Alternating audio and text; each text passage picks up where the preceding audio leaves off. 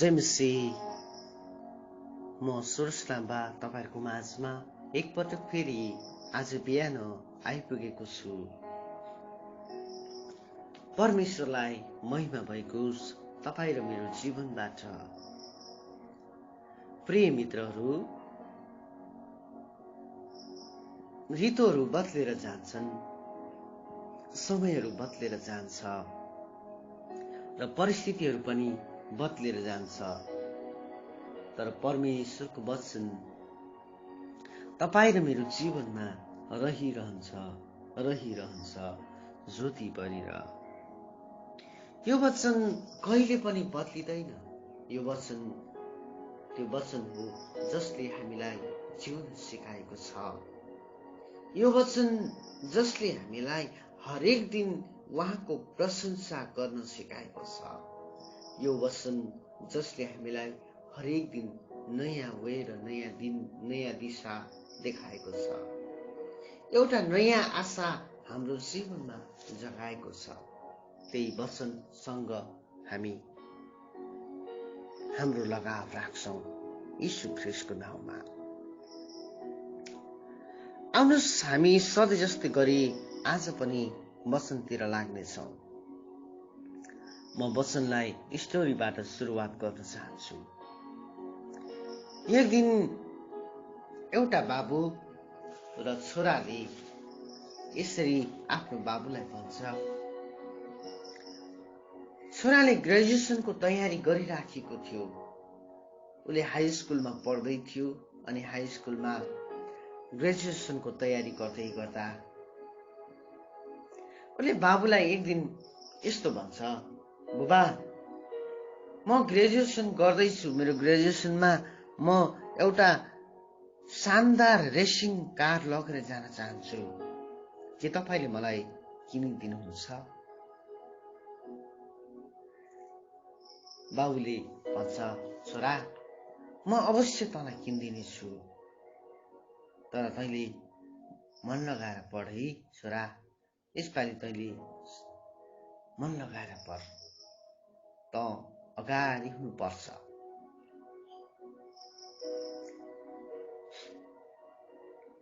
अनि यसपछि छोराले पढ्दै थियो।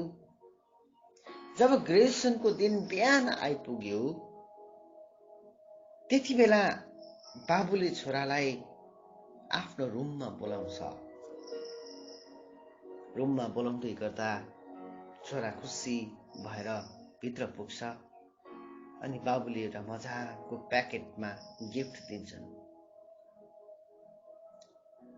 अनि छोराले यो प्याकेटलाई खोल्दै गर्दा ऊ खुसी हुँदै खोल्छ अनि खोलेर बाहिर निकाल्दा उसले सोचेको थियो कि मेरो बाबुले मलाई यो प्याकेट भित्र रेसिङ कारको चाबी राखेर दिएको होला भनेर ऊ यति धेरै खुसी भएर खोल्दै थियो। तर खोलिसकेपछि त त्यो प्याकेटमा एउटा मजाको लेदर बाउन्ड गरेको बाइबल भेटाउँछ। यो बाइबल भेटाउँदै गर्दाखेरि ऊ यति धेरै क्रोधित हुन्छ, बुबा तपाईको पैसा तपाईले यस्तो स्टुपिड किताबमा फाल्नुभयो। यो घटिया बुकमा तपाईले यस्तो किताबहरु तपाईले पैसा फाल्नुभयो। मलाई त रेसिङ कार चाहिन्छ, तपाईले मलाई रेसिङ कार दिनुहोस् भनेर बाबुसँग यति धेरै झगडा गर्छ, यति धेरै रिसाउँछ। बाबुले भन्छ, छोरा सुन्न। उले बाबुको कुरा सुनै मानेन। यस्तो म चाहिँदैन यो भनेर उले यो बाइबल यसरी फ्याँक्छ अनि ऊ घरबाट निस्केर जान्छ। उताउतै उसले ग्रेजुएसन गर्छ अनि ग्रेजुएसन गरेपछि ऊ उताउतै आफ्नो जिन्दगी सुरु गरेर अर्कै ठाउँमा उले काम गर्न लागिसकेको हुन्छ। विवाह पनि गरिसकेको हुन्छ। एक दिन उसले मनमा सोच्छ के र भन्छ, मेरो बाउ पनि बुढो भइसकेको छ, अब म उसलाई भेट्न जानुपर्छ भनेर उसले प्लान बनाइराखेको हुन्छ। उसले सोचिराखेको हुन्छ मेरो पितालाई भेट्न जानुपर्छ भनेर उसले योजना बनाइराखेको हुन्छ। अचानक समय नबित्दै उसले अचानक प्लान बनाउँदै उसले सायद बनाउनु पनि पाएन होला, ऊ तयारी हुन पाएन। तर अचानक एउटा टेलिग्राम उसको घरमा आइपुग्छ अनि यो टेलिग्राममा लेखेको हुन्छ तेरो बाबु मरिसकेका छन् अनि तेरा बाबुले सबै सम्पत्ति तेरो नाम गरेका छन्। छिटै आएर तैँले आफ्नो सम्पत्तिलाई क्लेम गर, आफ्नो सम्पत्तिलाई आफ्नो नामले म यो सबै सम्पत्ति म तँलाई ह्यान्डओभर गर्न चाहन्छु भनेर एउटा वकिलले लेखेको लेटर हुन्छ त्यो। ऊ हतार गर्दै ऊ जान्छ आफ्नो घरमा। जब घरमा जाँदाखेरि उसको बाबुलाई उसले जब घरमा गएपछि उसले बाबुलाई देख्दैन, बाबु त मरिसकेको छ। अनि भित्र जब ऊ त्यही कोठामा पुग्छ नि त्यो कोठामा उसले आफ्नो बाबुले छोडेका पेपरहरू खोज्दै गर्दा उसले त्यही बाइबल भेटाउँछ, जुन बाइबल उसले बाबुको हातबाट गिफ्ट पाएको थियो अनि ऊ त्यो फालेर हिँडेको थियो। त्यो बाइबल उसको बाबुले हरेक दिन पढ्थे रहेछन् अनि त्यो बाइबलमा लेखिएको रहेछ, उसको बाबुले अन्डरलाइन गरेका रहेछन् कि पढेका रहेछन् कि तिमी असल पिता भएर त आफ्नो नानीहरूलाई असल कुरा दिन जान्दछौ भने तिमी संसारको बाबु भएर त आफ्नो नानीलाई असल कुरा दिन जान्दछौ भने तिम्रो स्वर्गीय पिताले त्योभन्दा बढ्ता गरेर किन नदिनु होला भन्ने शब्दलाई अन्डरलाइन गरेर राखेको रहेछ। मत्ती 7:11 यसकारण तिमीहरू दुष्ट भएर आफ्ना छोराछोरीहरूलाई असल चिज दिन जान्दछौ भने स्वर्गमा हुनुहुने तिमीहरूका पिताले उहाँसित माग्नेहरूलाई कति बढी गरेर असल चिजहरू दिनुहुनेछ। परमेश्वरको महिमा होस्। जब उसले यो पदलाई पढ्छ उसको बाबुले अन्डरलाइन गरेको हुन्छ, हाइलाइट गरेको हुन्छ अनि यो पढ्दै जाँदाखेरि ऊ यति साह्रो भकानो फुटेर रुन थाल्छ। उसको बाबुले छोडेको सम्पत्तिको सबै पेपर भेटाउँछ। अझै खोज्दै जाँदा उसले त्यो दिन जुन दिनमा उसलाई बाबुले बाइबल दिएको थियो त्यो दिन किनेको गाडीको बिल पनि भेटाउँछ, त्यो रेसिङ कारको बिल भेटाउँछ अनि चाबी भेटाउँछ। अनि ऊ यति धेरै रुन्छ, भाग्दै ऊ ग्यारेज भित्र पुग्छ। ग्यारेजमा नयाँ राम्रो कार, कयौं वर्षदेखि नचलाएको कार ढाकेर राखेको उसले भेटाउँछ। ऊ यति धेरै रुन्छ, ऊ यति धेरै भकानेर रुन्छ। मैले त्यो दिन एकछिन बाबुको कुरा सुनिदिएको भए मैले त यो सबै कुरा त त्यही दिन पाउने रहेछु त, मैले त त्यही दिन पो भेटाउने रहेछु त। यो सबै कुरा मेरो पिताले मलाई गाडी भन्दा बेहतर कुरा दिन चाहनुहुन्थ्यो रहेछ। गाडी भन्दा बेहतर परमेश्वरको वचन मेरो बाबुले मलाई दिन खोज्नु भएको रहेछ। मेरो बाबुले मलाई उत्तम कुरा दिन खोज्नु भएको रहेछ। म पो मेरो पिताबाट भागेर हिँडेछु त। मैले पो मेरो पिताको प्रेमलाई बुझ्न नसकेको रहेछु त। ऊ यति धेरै भकानेर रुन्छ, यति धेरै भकानेर रुन्छ, ऊ कराउँछ, चिच्चाउँछ, तर अब उसको चिच्चाहटलाई सुन्ने उसको बाबु उसको अगाडि छैनन् प्रियहरू। कारण उसका बाबु मरिसकेका छन्। अब खराएर के हुन्छ, अब चिच्चाएर के हुन्छ, उसकोमा केही अप्सन छैन। कारण उसले उसको बाबुको प्रेमलाई गुमाइसकेको छ। प्रिय मित्रहरू, आज बिहान म तपाईलाई यो उत्साह गर्न चाहन्छु। आज बिहान तपाईलाई म यो इन्करेज गर्न चाहन्छु। हामी धेरैचोटि हाम्रो स्वर्गीय बाबुदेखि भागेका छौं। यदि तपाईले आज साँचो प्रेम पाउन चाहनुहुन्छ भने परमेश्वरतर्फ फर्कनुहोस्। उहाँले तपाईलाई बेहतर दुनियाँमा लानुहुन्छ। उहाँले तपाईलाई उत्तम कुरा दिन चाहनुहुन्छ। हुन सक्छ आजसम्म तपाईले मागेको कुरा पाउनु भएन होला। तपाई परमेश्वरदेखि यति टाढा जानुभयो होला। तपाई परमेश्वरदेखि आफैलाई यति टाढा लानुभयो होला। तर परमेश्वरले तपाईलाई उत्तम कुरा दिन चाहनुहुन्छ मित्रहरू। हालेलुया। जसरी यो छोराले आफ्नो बाबुको प्रेमलाई बुझ्न सकेन। उसको पिताले गाडी भन्दा बेहतर परमेश्वरको वचन सम्झेका थिए। गाडी त यो नाशवान भएर जान्छ, यो गाडी नष्ट भएर जान्छ, तर मैले दिने परमेश्वरको वचन चाहिँ रहिरहन्छ भन्ने उसको बाबुलाई थाहा थियो। प्रियहरू, धेरैचोटि हामी यस्तै भएका छौं। हाम्रो बाबुको कुरा, हाम्रो स्वर्गीय बाबुले हामीलाई खोज्दै पनि हामी यति धेरै टाढा भएका छौं। हामी यो भन्छौं, मलाई किन यीशु ख्रीष्ट चाहियो, मलाई चाहिँदैन। मलाई किन यस्तो चाहियो, मलाई चाहिँदैन। मलाई किन वो चाहियो, मलाई चाहिँदैन। म आफैमा ठिक छु त। मेरो मित्रहरू, धेरैचोटि यस्तै भन्ने हुँदा हामी परमेश्वरदेखि टाढा भएका छौं। हामी परमेश्वरदेखि धेरै टाढा भएका छौं। परमेश्वरले हामीलाई उत्तम कुरा दिन जान्नुहुन्छ। कुन यस्तो बाबु होला जसले आफ्नो नानीलाई खाना माग्दा साँप देला।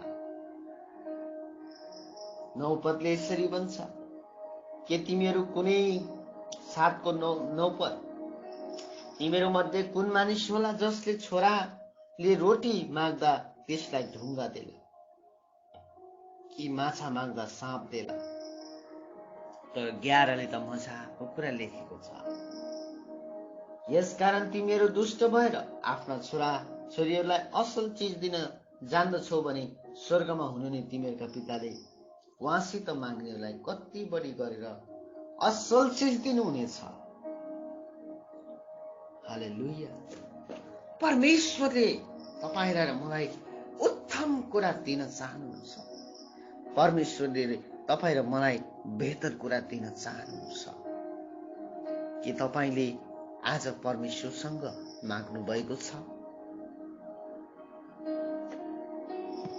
यदि माग्नु भएको छैन भने, परमेश्वरसँग टाढा हुनुहुन्छ भने आफैलाई परम प्रभुमा फर्काउनुहोस्।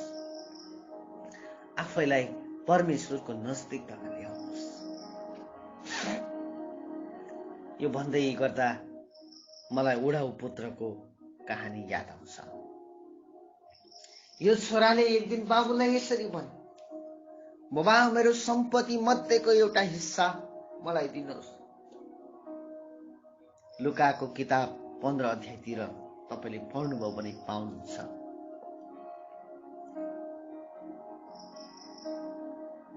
बाइबलले हामीलाई यो भन्छ कि उले पितासँग सम्पत्ति माग्यो अनि सम्पत्ति बाबुले बाँडिदिए भनेर भनेको छ। केही समय नबित्दै उस शहर पस्यो। आफ्नो पैसा रुपियाँ उले नराम्रो कुरोमा लगायो, मोज मजामा लगायो, वेश्यावृत्तिमा लगायो र ऊ गरिब भयो, त्यो देशमा अनिकाल पर्यो भनेर हामीले थाहा पाउँछौँ। प्रियहरू, तर बाइबलका विद्वानहरूले यसरी भन्छन् कि उसले हरेक दिन बाबुलाई यसो भन्थ्यो, म यहाँ बस्न चाहदिनँ, म यहाँ बस्न चाहदिनँ, मेरो सम्पत्ति दिनुहोस्, मेरो सम्पत्ति दिनुहोस्, म बस्दै बस्दिनँ। दिन प्रतिदिन उसले बाबुलाई मेरो सम्पत्ति देऊ, मेरो सम्पत्ति देऊ, मेरो सम्पत्ति देऊ भनेर बाबुलाई भनेर उसले गएको हुन्छ।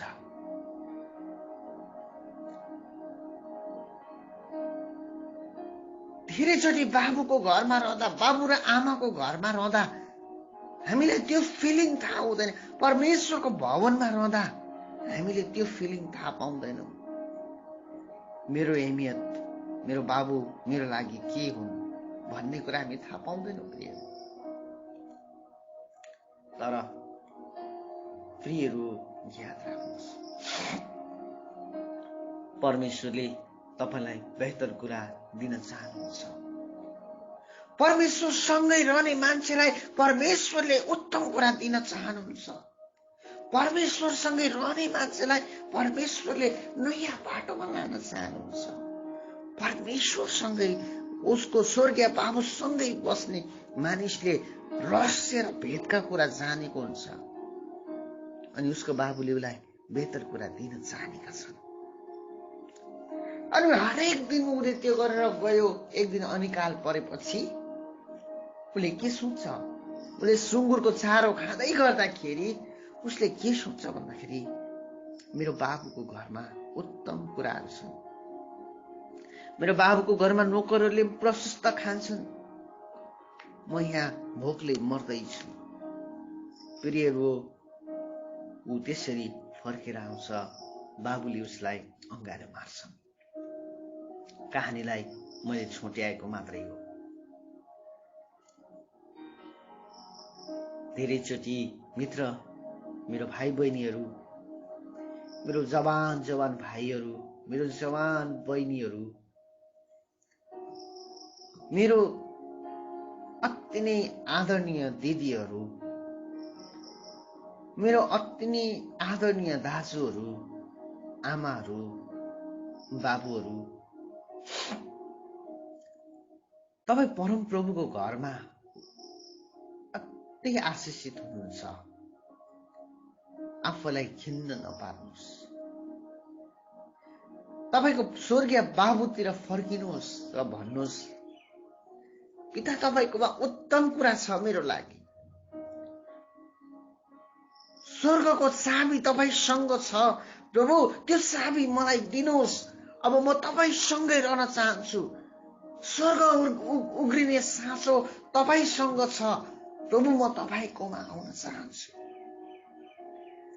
मलाई सहायता गर्नुहोस्। मित्रहरू, परमेश्वरले तपाईलाई सहायता गर्नुहुनेछ। परमेश्वरले तपाईलाई मद्दत गर्नुहुनेछ। परमेश्वरले तपाईलाई अनुग्रह गर्नुहुनेछ। परमेश्वरले तपाईलाई बेहतर कुरा दिनुहुनेछ। यदि तपाईँ आज भन्नुहुन्छ कि म फर्किन्छु प्रभु, म तपाईसँगै रहन चाहन्छु।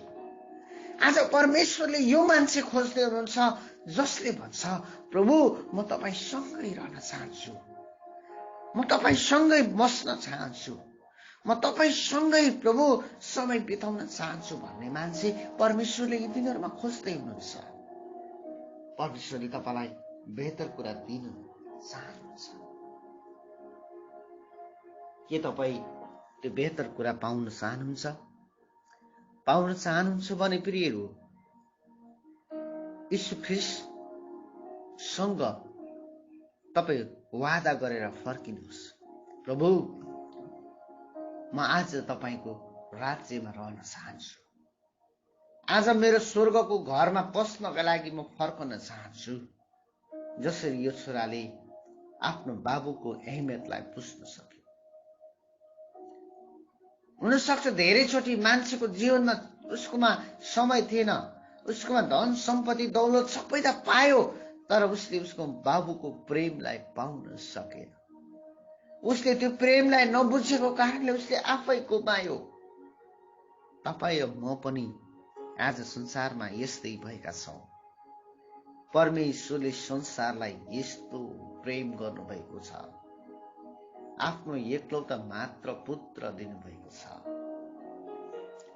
परमेश्वरदेखि टाढा जाने मान्छेले परमेश्वरको प्रेमलाई थाहा पाउन सक्दैन। यसै कारण म तपाईलाई आज उत्साह गर्छु, परम प्रभुसँग रहनुहोस्, येशू ख्रीष्टसँग रहनुहोस्। हुन सक्छ तपाई धेरै दबावमा हुनुहुन्छ होला, हुन सक्छ तपाईलाई घटी कमीले सताइराखेको छ होला, हुन सक्छ तपाईको जीवनमा पैसा रुपियाँको खाँचो छ होला, तर ढुक्क हुनुहोस्, हाम्रो परमेश्वरसँग स्वर्गको तिजोरीको साँचो छ। एक दिन उहाँले तपाईलाई त्यो स्वर्ग खोलिदिनु हुनेछ। अनगन्ती पैसा रुपियाँको आशिष तपाईको जीवनमा खनिनेछ। तपाईको पीडा ठूलो भएर गइराखेको होला, परमेश्वरले त्यो पीडालाई हटाउनु हुनेछ। तपाईलाई मानिसहरूले हेला गरेर घरबाट निकालिदिएका छन् होला, परमेश्वरले तपाईलाई नयाँ घर दिनुहुनेछ। हुन सक्छ तपाई संसारमा हेलित हुनु भएको छ, परमेश्वरले तपाईको सम्मान उच्च बनाउनु हुँदैछ। हुन सक्छ तपाई मानिसको नजरमा खिन्न हुनु भएको छ, परमेश्वरले तपाईलाई आनन्दित बनाउनु हुँदैछ। यदि तपाईले आजको वचनलाई ग्रहण गर्नुभयो भने भन्नुहोस्, आमेन, हालेलुया, आई रिसिभ दैट वर्ड। म यो शब्दलाई ग्रहण गर्छु प्रभु भनेर यसगरी भन्नुहोस्। हुन सक्छ तपाईले चारौंतिरबाट धोका पाउनुभयो होला, परम प्रभुले तपाईलाई कहिले धोका दिनुहुन्न, कारण उहाँकोमा उत्तम कुरा छ, उहाँकोमा बेहतर कुरा छ तपाईलाई दिनको लागि। उहाँकोमा असल थोकहरू छन् तपाईलाई दिनको लागि, उहाँकोमा असल चीजहरू छन् तपाईलाई दिनको लागि, उहाँकोमा स्वर्गको उत्तम कुरा छ तपाईलाई दिनको लागि, उहाँकोमा संसार भन्दा ठूलो धन दौलत सबै कुरो छ तपाईलाई दिनको लागि। के तपाई तयार हुनुहुन्छ? यदि तयार हुनुहुन्छ भने आज भन्नुहोस्, प्रभु म तयार छु, म फर्कन्छु आज मेरा सबै कुराबाट। हुन सक्छ म तपाईबाट धेरै टाढा भए प्रभु, अब म तपाईको नजिकै बस्न चाहन्छु, अब म तपाईसँगै रहन चाहन्छु। मलाई सहायता गर्नुहोस्, मलाई मद्दत गर्नुहोस्।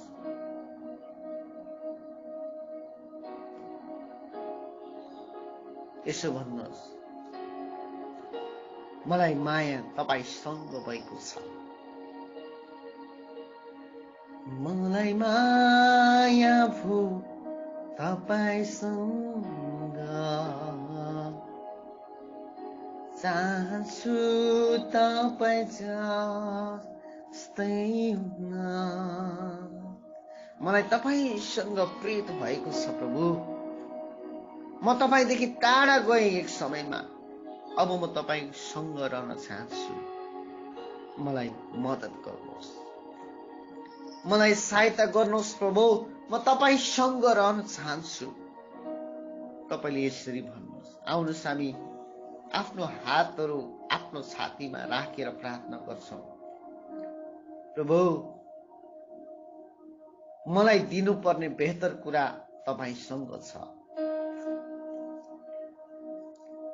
म तपाईदेखि भागेर धेरै टाढा गएँ, अब भाग्न चाहदिन।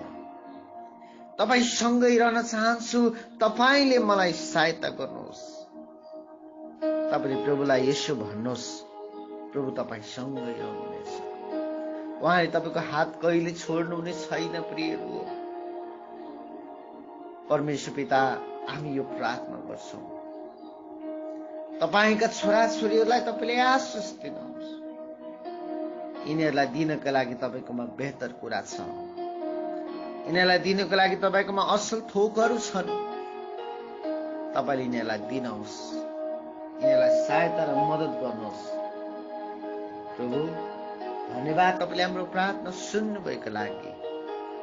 येशू ख्रीष्ट तपाईँले यिनीहरूको प्रार्थना सुन्नुहोस्। येशूको नाम, आमेन।